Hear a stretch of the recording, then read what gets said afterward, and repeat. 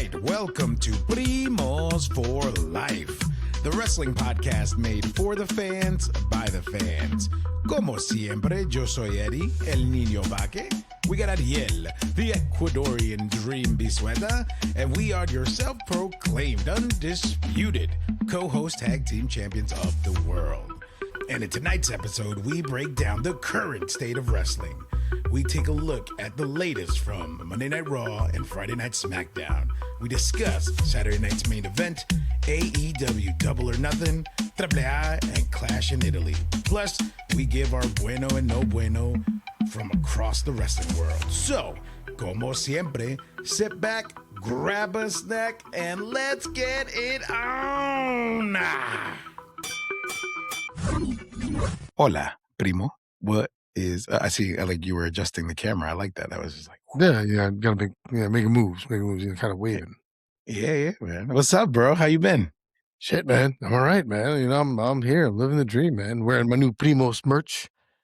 You know, got my new Primos hat swag and my bracelet, Javon Evans style. Hey. You know, so I'm good, man. I'm good. Other than that, just it's been a while, man. How are you? We haven't been here in a minute, man. So how have you been? Good, bro. Just coming back off the cruise. We went on a cruise. Fun, you know, got the drink package. So we were just getting tan and enjoying some Bahama Mamas and all the delicious food we could eat. And now I'm just ready to get back to reality, get back to work, both in life and podcast. And then also... Nobody wants to go back to work in life.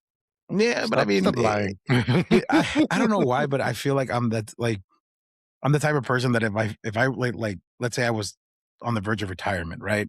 I feel like, yeah, I'll be excited for retirement, but maybe like 2-3 months in, I feel like I have to do something. You know what I mean? So it's like, yeah, I'm one of those. I feel like if I don't work or do something, then what am I doing? you know? No, that's I'm complete opposite.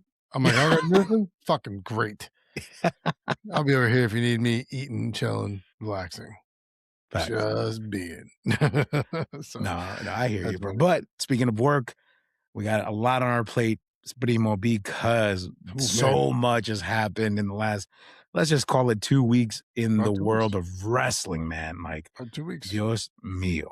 Yeah. Crazy. I mean, we had Saturday night's main event. We had the AEW pay-per-view, PLE rather. We had Raw, we had SmackDown, we had Triple A, we had Clash in Italy. We had man, we have just a smorgasbord of stuff that we got to get into, man. That's all right. I mean, I'll let you rock. I'll let you kick off. However you want to kick off, dude. Let's get it. All right. Yeah. Let's get it. Saturday night's main event. Let's go with that one first. All right. Pull out the book. I'm just gonna give my grade up front. I felt like it was a 6, my guy. It was a tough watch for me simply because there was just a lot of things that I either didn't care about in the moment or there were a lot of things that were happening in certain matches that were just taking me out of the moment. And I was just like really disappointed. I was like, wow. I mean, on paper, all these matches looked incredible, but you know, once you see the actual like presentation of everything, and then it doesn't help that I happened to watch that week's episode of Triple A, and that 1 hour episode was way more interesting than this, you know, PLE. So I was a little bummed out. What did you feel the same way or not? Yeah, no, I was not impressed at all with Saturday night's main event. The only thing, I mean, because even when I'm looking at the lineup card that we have now, the only match that I was truly looking forward to was Penta. Yeah. You know, I mean, I was kind of down to see the Profits, you know, just see how that went. But for me, it was all Penta. So, because the other matches truly didn't really matter to me. So I feel like I wasn't expecting much, and I'm glad I wasn't, because it kind of underwhelmed me. I'm not a big fan of it. But I mean, the Penta had a great match. Him and Ethan Page put on a hell of a show. You know, the Profits and Vision, solid enough. Becky Lynch, Oruka, good. I mean, yeah, it was yeah. Once again, to your point, didn't move anything. Nah, bro. Nah, and it's funny that you say that that the Penta match was good because when I saw it, maybe it was the choppy internet on the boat, but I just felt like there was just too much. I don't know if telegraphing is the right word for this, Mhm. but it's almost like they were just not on the Th same page, there were a couple points where it did look like Penta was waiting for Ethan Page to do something. and vice Like versa. like A he was lot like, of it. "Okay, like, come on in," yeah, yeah. So, I mean, technically then I guess maybe not so much. Like, I just was talking about, I mean, the storyline for it, I was like, "Okay, this makes sense, this makes sense, this makes sense." Ethan Page trying to, cheat to win and outdoes himself in the end makes sense. Okay, fine. Got it. Doesn't cost Penta anything, doesn't cost Ethan Page anything. He can afford to take the hell here. Yeah. Yeah. But all right, let's just jump into it. Let's go down the list. Let's discuss. And I'm pretty sure I feel like we were wrong about a lot of things or We're right about a lot wrong. of things. Bong, bong, bong, bong, bong. Yeah. So what do we start off with first on the notebook? Jade, and Beechin. Yeah. Versus the best friends in Rio. Yeah. Yeah. Winner there was, what, it was Jade and Beechin, right? Yeah. Yep. We both picked the Jade, so Oh, we're good. Yeah, yeah. yeah, Yeah. yeah. So Well, yeah, simply because you had to give the moment to Jade so that way when she gets beat at Clash, it makes sense. So which yeah, exactly. which Then we right. go to the team, the women's tag belts, the nonsense, and and the irresistible forces. Oh, Um, I thought the irresistible forces were the nonsense. I no, was like, no, oh, Paige and Rebellas, and there, you got that one right because you picked nonsense. yeah, Yeah. So yeah. yeah, Anyway, Becky Lynch, Soruka, we both went Lynch, so we both got the win there. yeah. Uh, Profits, Vision, we both went Profits, and Vision won. Hmm. Now, to chicanery and tomfoolery because Braun Breaker got involved, Paul Heyman got involved. Because at one point Montez Ford had the match won, and Heyman put I think it was Logan Paul's leg up on the apron. Well, no, it Yeah, was Austin Theory because Paul had gotten taken out by Dawkins, which resulted in him tearing a tricep. yeah, Bang, Logan Paul on the shelf. yeah. Which That's sucks. probably the biggest takeaway from Saturday night's main event. Now that I'm thinking about it, that's actually huge because I completely forgot about that while we were having this pre-show conversation until literally just now. Yeah, Like, just now, dude. Holy cow. Yeah, that's the biggest takeaway from that, and that's a damn shame. yeah, I'm not a Logan Paul guy, but you hate to see somebody get hurt. You always hate to see somebody get hurt. It just sucks. And a torn tricep, that sounds like it could take a while. yeah. And then we had Penta versus Ethan Page, and Penta got the win there. We both got those right. No, So you were only wrong on one, and I was wrong on two. But we actually did all right. oh, I nice. mean, Okay.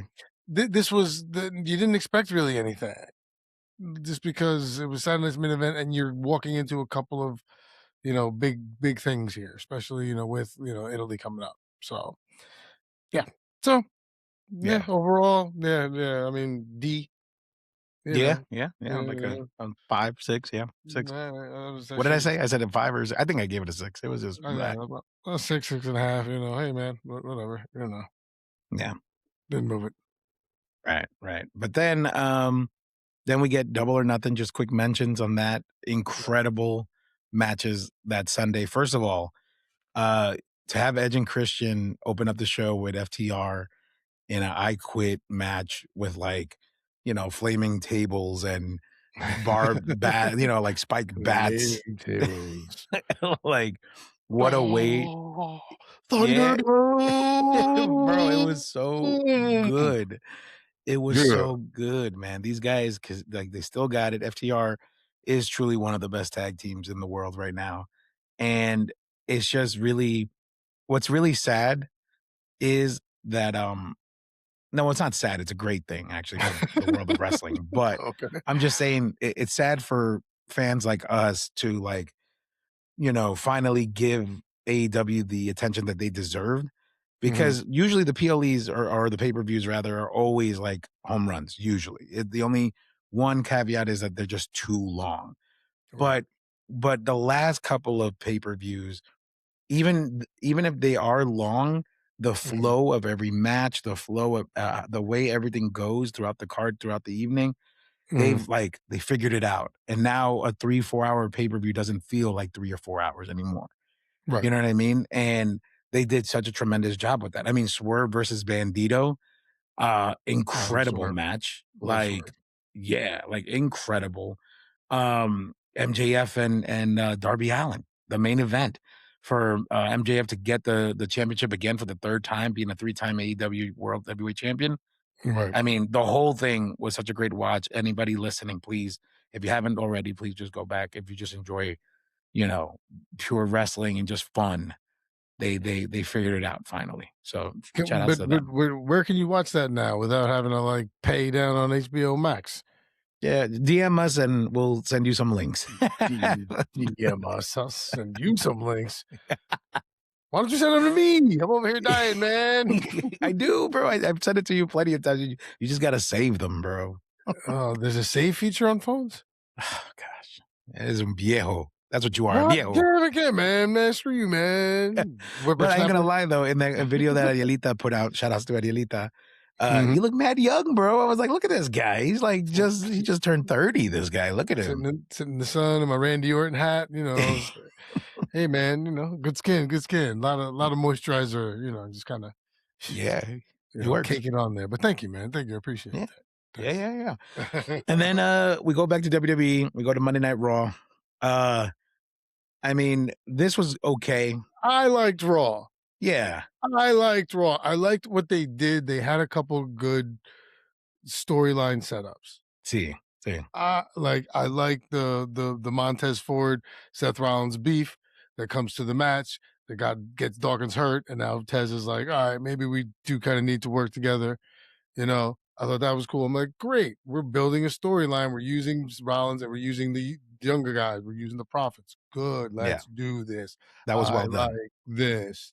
You know, then you get Penta with because he Javon Evans. You get Javon Evans starting to get a little agitated. You start Yeah. to see possibly, you know, this little bouncy thing is been fun, but maybe it's time to start taking him in a different direction.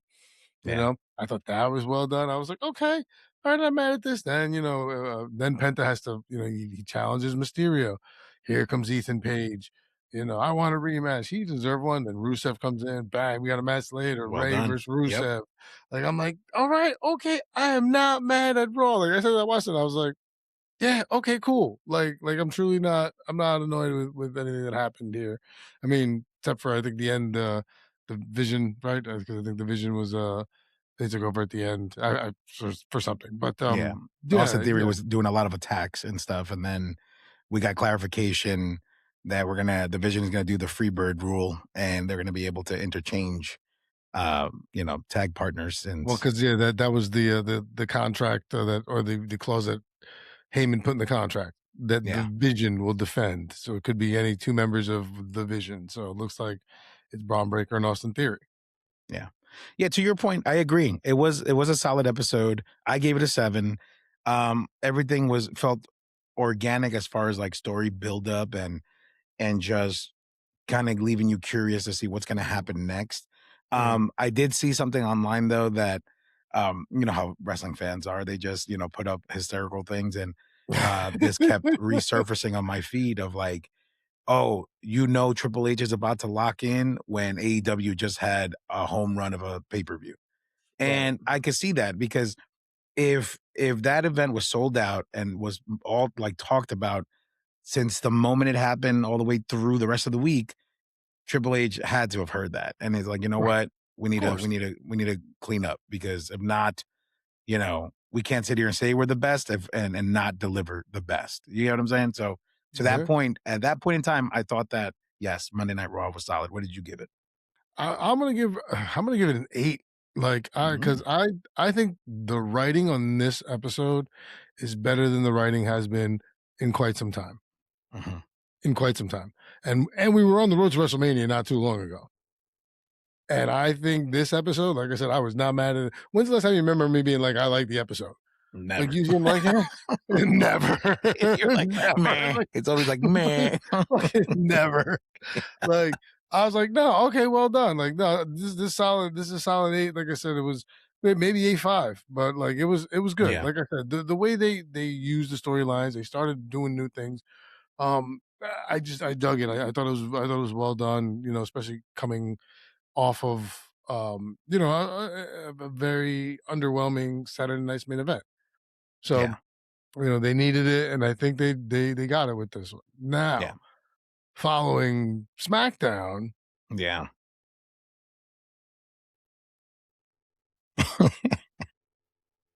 sorry, No, but you're right because all right, let's just jump into SmackDown. SmackDown, typical going home episode. It's like you set up the stuff for Rhea and Jade. You give Jade another, standing moment over them, over Rhea. So now you're like, okay, she's definitely gonna lose yeah, no, that's got and to Clash. take the L. Yep. Like to your rule, right? Because ever since you put that in my head, it's like You start noticing that, right?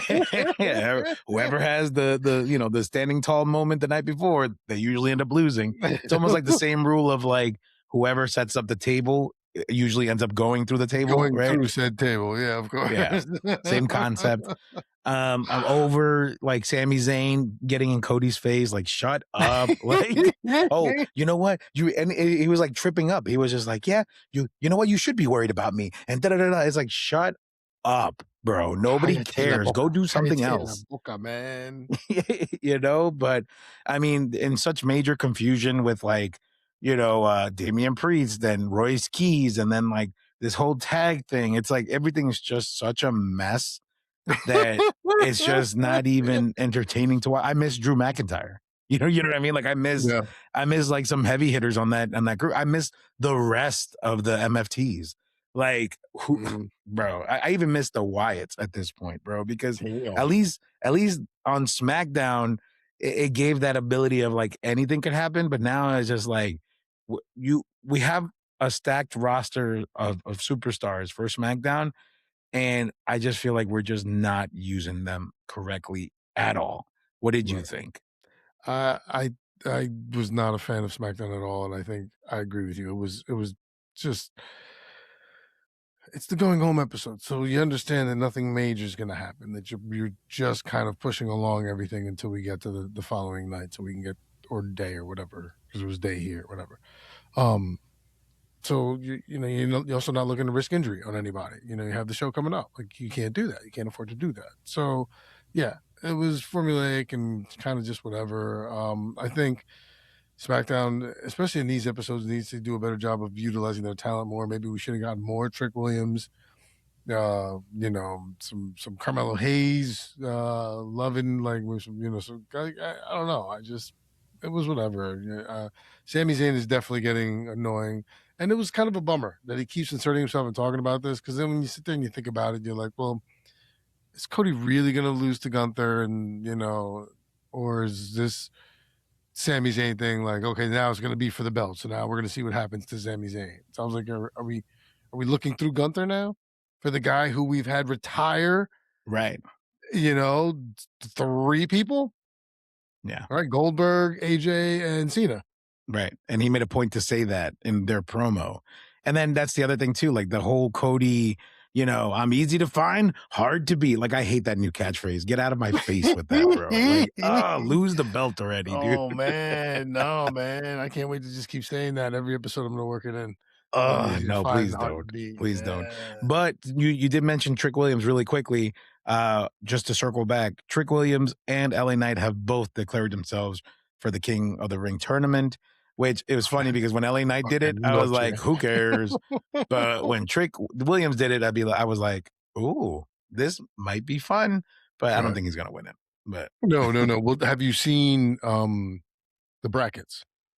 No, I didn't get a chance to see the brackets yet. No, man. They had them on the post show here. Well, I'll bring them up while we continue conversing. Yeah. Okay, so where are we now? We are SmackDown was crap. Yeah, give it a 5. Yeah, 5. Great. That sounds about right. Yes. All right.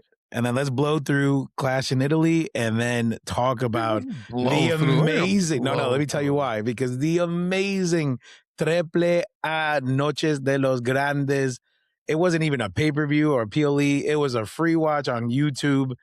So good. WrestleMania level It was booking, my so good. guy. It was so good. So good. But yes, let's go through Clash. Okay, It so was so good.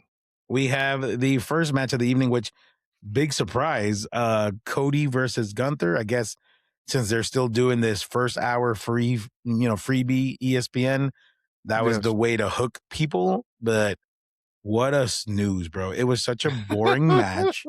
And I'm a Gunther guy, bro. Yeah, I love yeah, yeah. Gunther. And I was falling asleep halfway through. I got super pissed when I saw that Gunther's leg was under the rope. And I was like, Mhm. that shouldn't have happened. Was this a mistake? And obviously they're setting up for something later. But I was like, bro, this sucked. This is whack. I didn't like it. What did you think?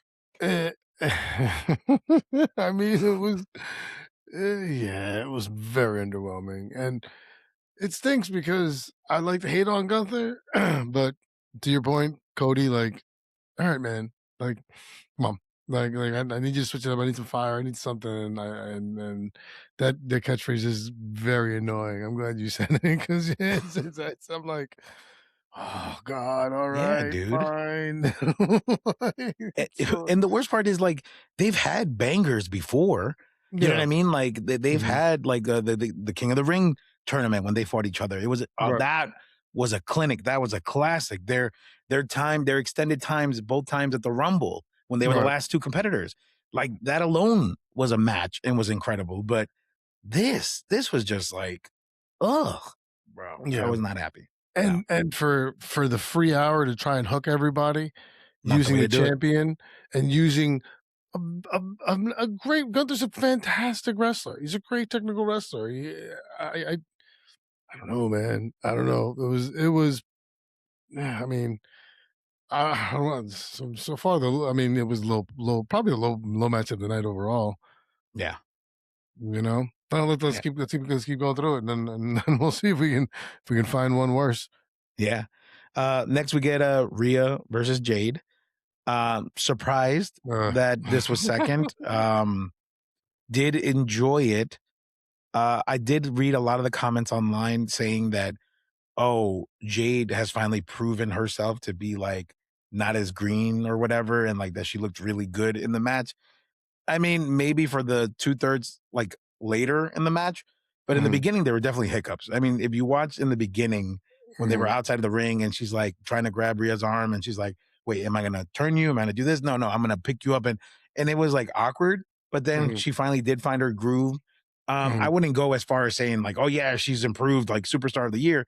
mhm, No, she still needs a little bit of work, but it's a lot right, better than it has been in the past, but, this match was okay for me too. Again, not the best way to grab me for the first hour if you're trying mhm. to convince me to pay money to subscribe to ESPN to watch this. So, Yeah, no, this was, yeah, snooze fest too. I would say bathroom sandwich, but, not we even. know the visual there.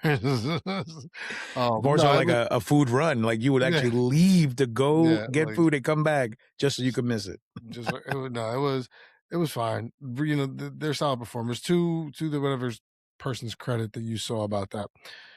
Has she improved? Yes. Is it a vast improvement? She should be better as long as she's been doing it. Yeah. Like, I understand that AEW is not WWE, and especially when she was over there, they were still, not nearly as established as they currently are, and have been, settling into now in the past couple of years. So I get it, but yeah, it was okay. Uh-huh. Once again, it was nothing major. You knew, Rhea's gonna win. She's not losing the belt. Like that soon after winning it, not gonna happen. So yeah, fine. Yeah. No. Yeah. Yeah. And then this one was a surprise to me. Obafemi versus Brock Lesnar. Oh no, Uh you knew this was gonna happen, man. well, the way that it happened, right? Like circling back to Monday Night Raw, I forgot to mention this. I did enjoy the Brock Lesnar video promo because this whole thing about waking up the beast, that's what Obafemi did, and I'm gonna go to Italy and I'm gonna crush you and da da da da. Like that promo definitely added a depth of layer to this round two of a match. because Brock Lesnar did go in there to clean up shop, and he did. Shout outs to Obafemi for trying to survive, but I liked it from a storyline perspective. I liked it because I've been telling you for the longest after that match and how he's been going through people and how he destroyed the Garzas and stuff like that. I was like, this dude needs to be humbled. Yeah, I think he's getting a little bit out of control. Just it's one thing for somebody to come up and challenge you to a fight. It's another thing to bully people into a match. And this was, karma for that. And I was happy with it. Now, Brock at the end of the match does say that makes us 1-1. That tells me that we're going to have a Brock Oba 3 at some point, maybe SummerSlam, maybe later. But that one needs to be like a home run. Like people need to be bleeding. People need to be left for dead, because that's the only way you will solidify Obafemi as the true monster, by slaying the old guard, the old monster under the bridge, or whatever, however you want to say it. Thoughts? Monster under the bridge, the troll, the whatever The lives troll, under right? the bridge, whatever. Yeah. No, had we had the conversation and the prediction episode on this, I would have gone Brock Lesnar. He's not losing back to back, because then you can't have a third match. Right. You didn't have him fake retire to come back in and then have all of a sudden unretire, and then no. And you needed to and it needed to happen kind of in the manner in which Oba beat him decisively. So I think to open up with 3 quick F5s before Oba even knew what was happening was great, because now he's stunned, he's out of it. Now he's beatable, and he was, and they had of course a match after that. It's not like they just did 3 F5s and it was done or whatever. I think he totaled 6 on him, 7 all day, 7 total. 7 total. Like, so this was solid. This was, and I'm not a Brock Lesnar guy, but this is exactly what it's supposed to be. Now Brock was supposed to win a decisive one. He has. Yeah. Now we go to the rubber match. And to your point, this is where now Obafemi needs to just, and whether or not it's a close win, this is the match that has to go on pinfall, like just so many damn times. You never know who's gonna win, and then it needs to go to Oba. Yeah. But so I wasn't mad at this. I was like, okay. Yeah, I enjoyed it. I don't care for Brock Lesnar, but I love Oba that much. So I was like, okay, and it makes sense. Yeah, no, I agree, brother. I agree. Entonces, next we get the Women's Intercontinental Championship match, Becky Lynch versus Sol Ruca. I was very upset with this because although I'll tell you why. I'll tell you why. I'll tell you why. Because all you do is shit on Becky Lynch. I do, right. But here's my problem. I don't like up and coming superstars to get a quick push unless they've truly earned their place in the main roster. And the reason why I have a problem with this is because if you recall, from the moment that Sol Ruca has come to the main roster to this point, she is 0-4. She is 0-4 against Becky. So you put the championship belt on somebody who's 0-4. So what does that say about Becky? You get what I'm saying? Like, if you're looking at the stats and if you're looking at the way this was done, now granted, 2 she lost, fair, and then the others were because the most recent 2 were chicanery and tomfoolery. Right, but that's the whole point of the storytelling. That's why 0-4 doesn't really matter as much, because 2 of them don't really count. Right. So, but I'm just too soon. I would have wanted this to be a clean win for Becky. Ruca is down on herself, and she's like, you know what? I got to build myself back up, and then from now until SummerSlam, beat every single female wrestler on the roster, make yourself the number 1 contender, earn it, and beat the crap out of her. Kind of like a Maxine Dupree, but better. Do it in a better way, right? Because that's what she did, right? She went back to training.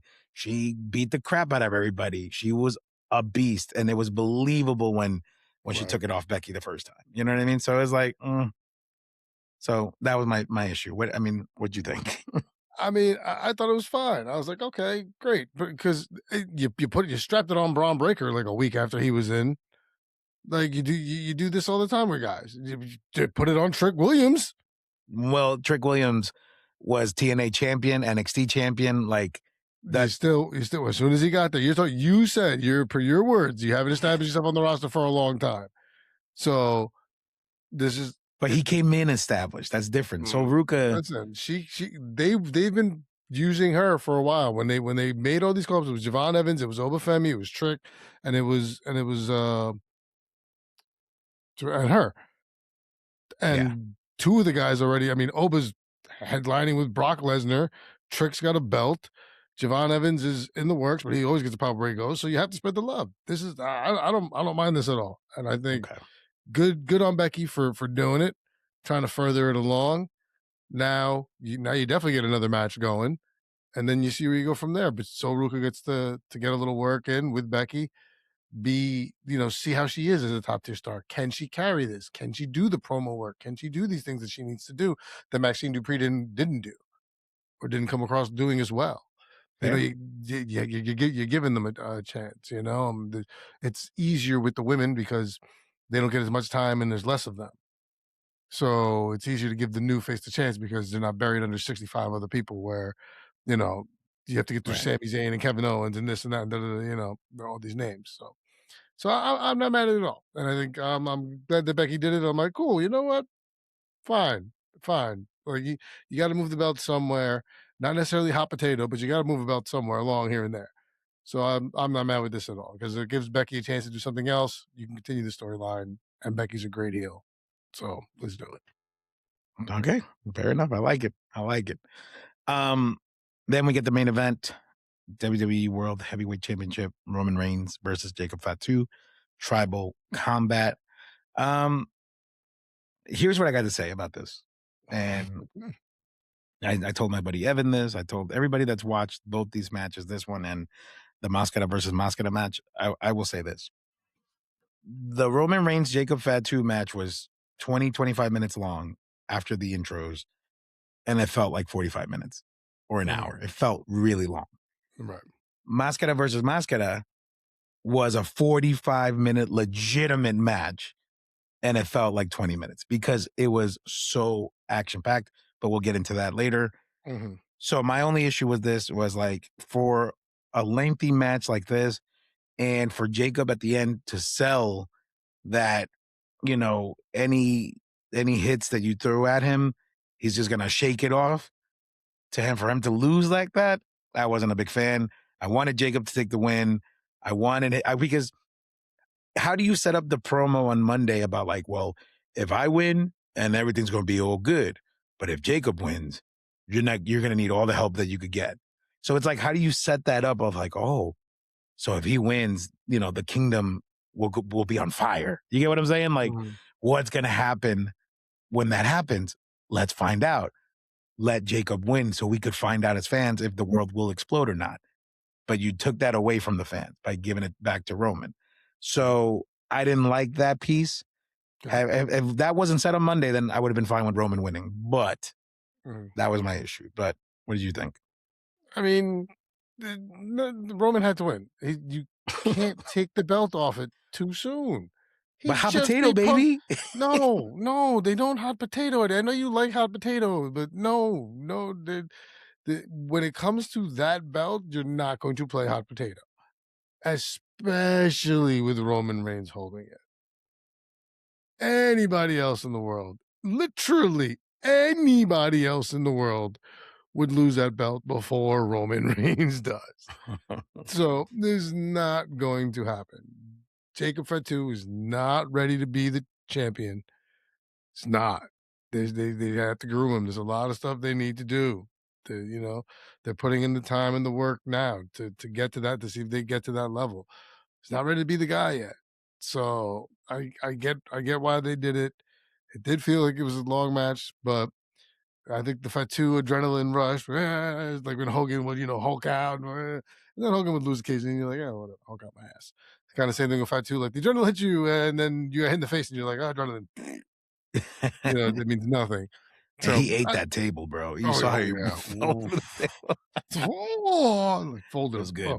But yeah, so I think this, I mean, if there was one match where you were going to be like, which one are you guaranteeing me is going to be the winner? I would have been this one. There's no way Roman Reigns is losing to Jacob Fatu right now. I'm not even saying in the near future. This would have to be down the road, like a year down the road. Yeah. If it were to happen. It would have been nice. It would have been nice to have like a situation where absolutely it would have been nice. I'm sorry. Let me not. I'm not trying to shit on anything. Yeah, that would have been cool. It would have been, yes. Yeah. But cool and nice while great for the fans doesn't pay TKO bills. Yeah, I guess you're right, because this sets up Roman and Cody for their clash at, what is it? Clash of Champions, Crown Jewel, King of the Ring tournament. I don't know, but it's the best of the best. I think it's Crown Jewel when they go against each other, or no, it's Clash of Champions. Because the Crown Jewel they go against each other anyway. And whatever, man. Whatever. Exactly. but so I got the King of the Ring thing. Yes. So now they're gonna do 4 fatal 4-way dances. Ooh, fatal 4. So the first one is gonna be Obafemi versus Penta versus Solo versus Carmelo Hayes. Oh my gosh. Oba wins that one. The next one, which is the bracket underneath them. So the winner of that is going to fight the winner of this. Is Dirty Dom versus Braun Breaker versus Trick Williams versus Damian Priest. That's gross. These matches are ridiculous. So then you get to the other side, where the top is Seth Rollins versus Javon Evans versus Tala Tonga versus Ricky Saints. And then the bottom of that bracket is Jey Uso, Finn Balor, La Noche, and Royce Keys. Whoa, dude, that is rough.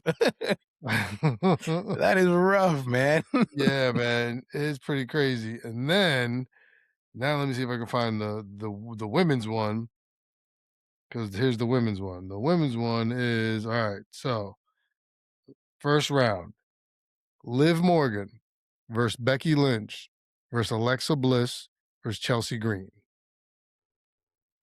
Then they take on the winner of they take on the winner of this one. Sol Ruka, Lyra Valkyria, Charlotte Flair, Jade Cargill.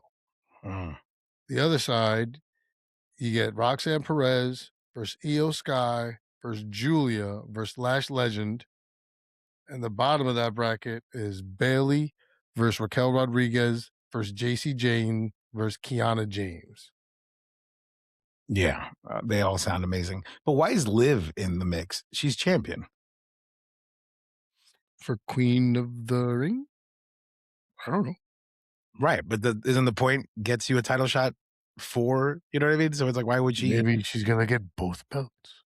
Oh, gosh. Maybe that's a typo. I don't know. We'll double check it. But that doesn't make sense. What do you mean that's a typo? They got her face on the thing, man. It's in the poster. It's like, they literally gave you a picture breakdown of her like smiling. Typo.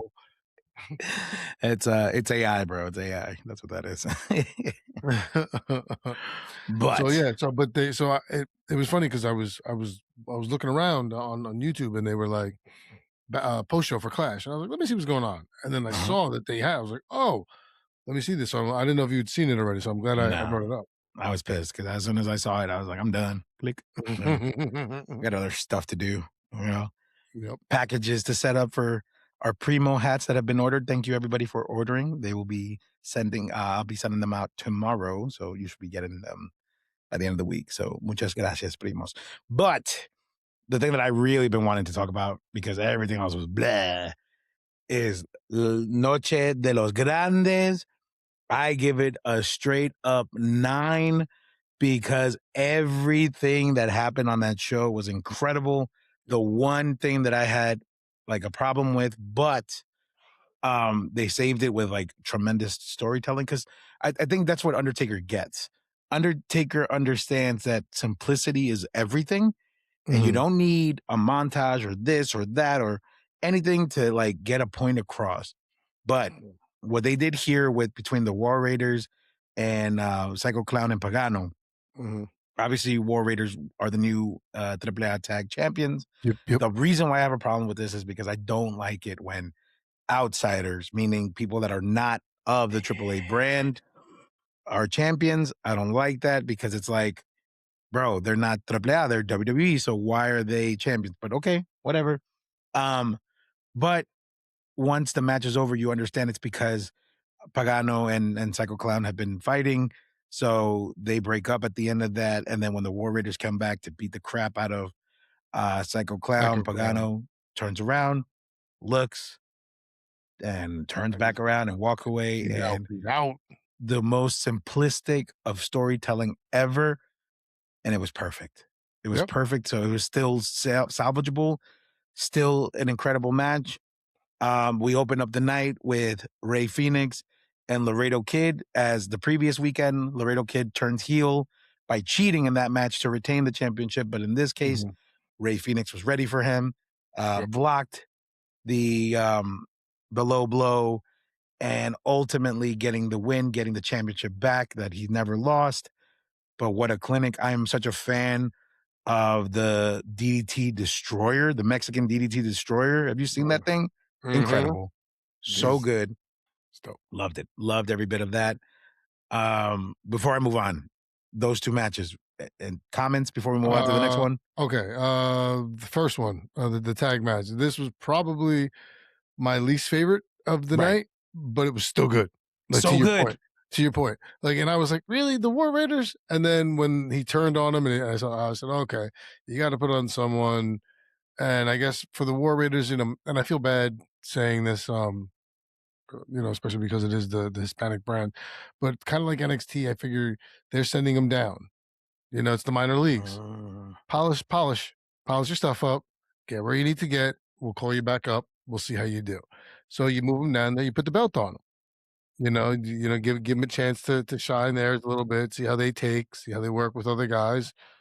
Give it a shot. So I understand it. Like I said, probably my least favorite, but I got it. Still solid. Okay. The Rey Fenix match, and I love Rey Fenix, and Laredo Kid's great, and this was a great match.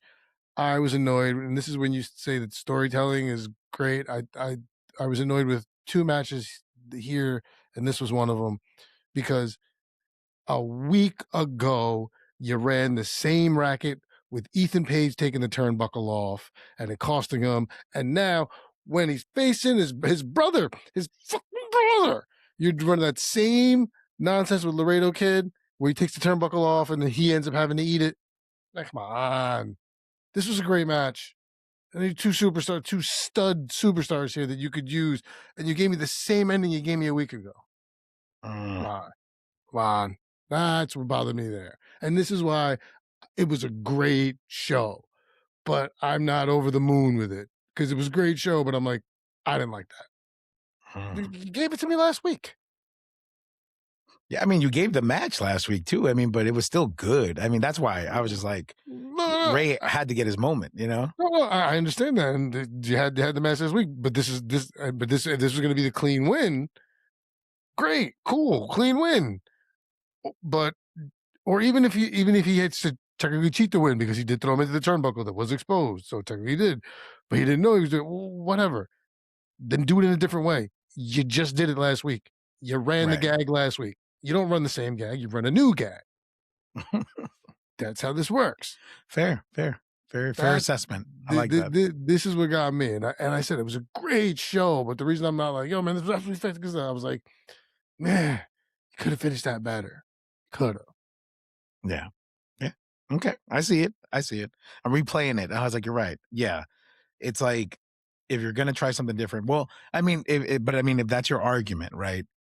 Before we truly fast forward to this part of the night, then the same thing could be said about Mascara versus Mascara, because the reason why it was so good. That was the other match that got me.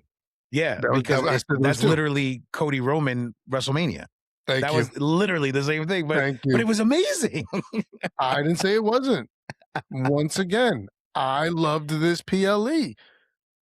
And I'm glad you saw right through. I'm glad you know me the way you do, because I said I went, this is fucking Cody's Roman again. I was like, oh, come on, this has been a great show, and this was the first match and the last match.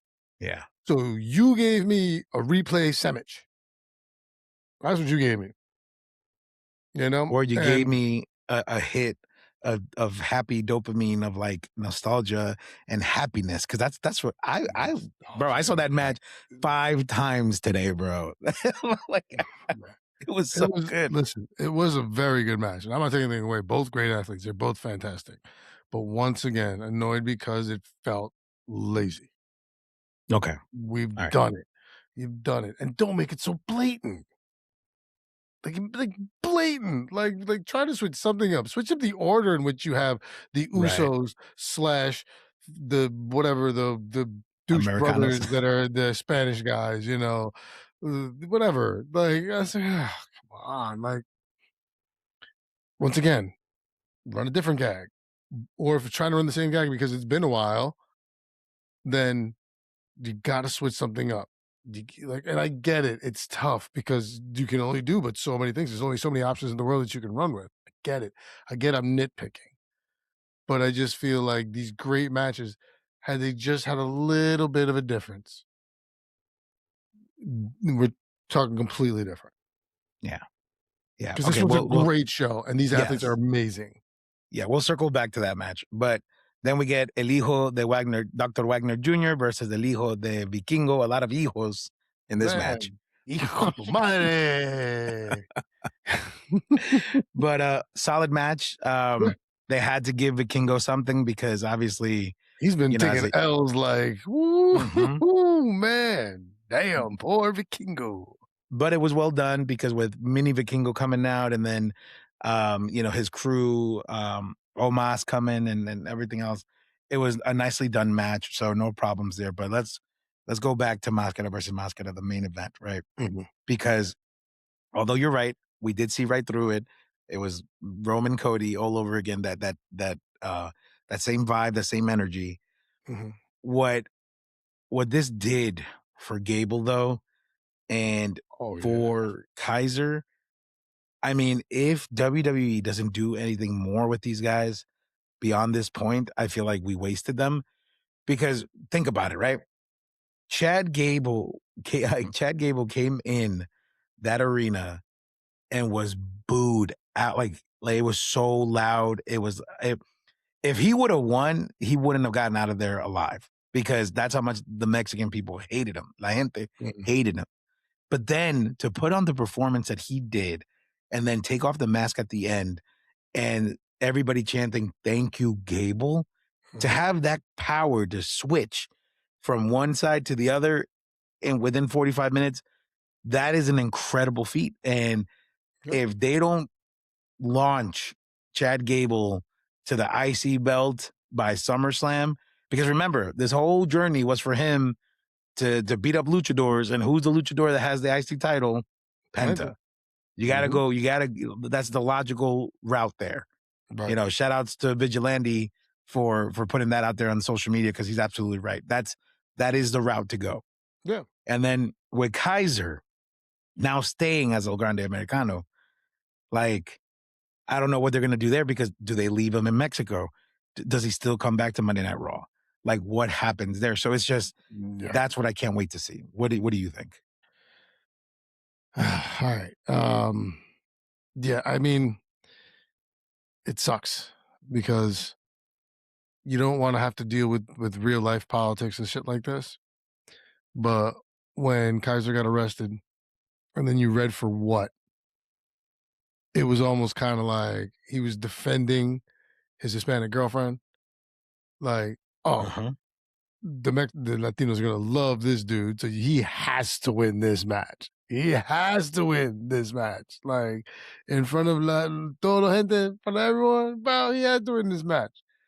Kudos to Gable for, I mean, not just the great performance, but the show at the end. when he sat there and in Spanish, mi nombre es Chad Gable, he gave his birthday and where he's from and all that stuff. Like, kudos to him. I thought that was well done. I think it was really, beautiful moment, with his wife and his kids in the ring. And you could see that, on Kaiser, he was taken aback by it. Like, it was really, really well done. Like, kudos to Triple A for doing this. It was absolutely great.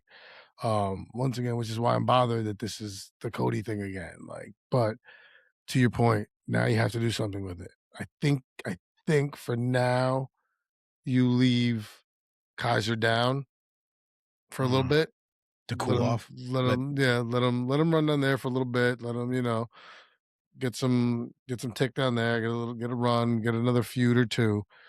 But you bring Gable up. You bring Gable up now, tomorrow, whenever the next episode is. Bang, he's back. So yeah, I agree with you, man. It's great, well done, and I think I thought that was beautiful at the end the way it went. It's nice to see the Gable, finally got out of this gimmick that he started quite some time ago. The only bummer is that, like, even though you knew it was Gable, like, his mask ripped so bad in the match that halfway through you're like, well, I can tell that's Gable, man. Like, no, but I love how Corey Graves was like, "Is that Chad Gable?" like, what? Really? Like, oh man, damn, good call. but you know what? You said something interesting, and we'll wrap up with this thought. If you leave Kaiser down in Triple A for a little bit, then the logical trajectory there is to rehash that connection to Dominic. Because remember, they were helping each other out on Raw when they were doing stuff in the Judgment Day and helping each other out. So now you have Kaiser go for the Triple A Mega Championship at Triple Mania, which, by the way, did you see, announced for September 11th in Vegas for night 1. And then the night 2 is going to be in Mexico. Pero that's the logical trajectory there. I mean, one would assume, because he's hot right now after putting on that match and that show. Yeah, man. Clinic, bro. Cinema. No, that was classic. It was a great match. It was a great match. Like I said, I was just in the essence of me nitpicking, and especially now because we do this.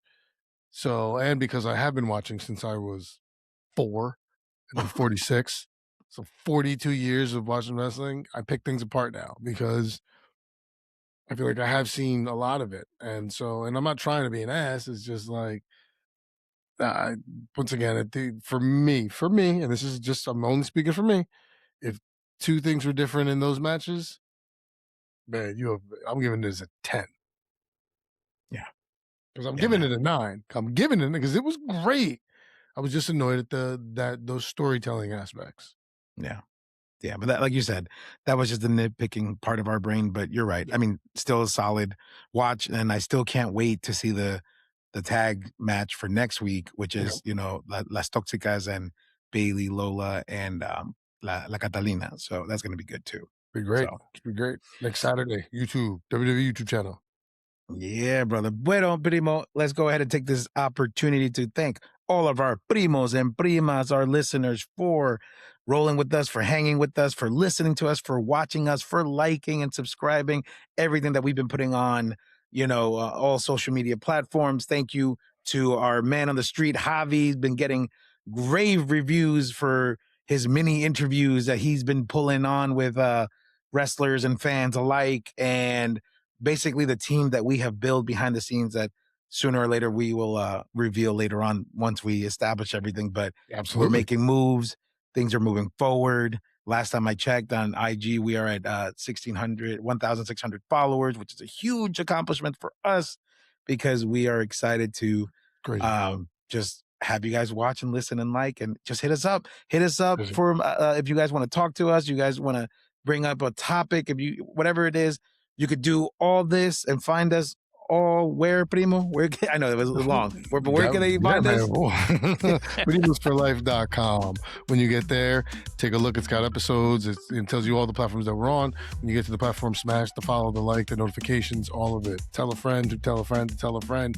We're at 1,600. I would have never thought we would have got past, our 5 Primos, like our actual Primos, like our blood Primos. Right. I figured we would have maxed out there. We're at 1,600. And that's all because of you guys. Muchísimas gracias. We couldn't do this without you. Son especiales. Te debemos todo. I can't even, it's insane. So please stay on there. Contact us, reach out, let's converse, listen, please. We want to keep going. It's a great ride. It's always better when we know you're on it with us. That being said, all I can do at this point is say what I normally do at this point. We will see you when we see you. Yeah, we will see you when we see you. Go Knicks. Go Knicks. Buenas noches.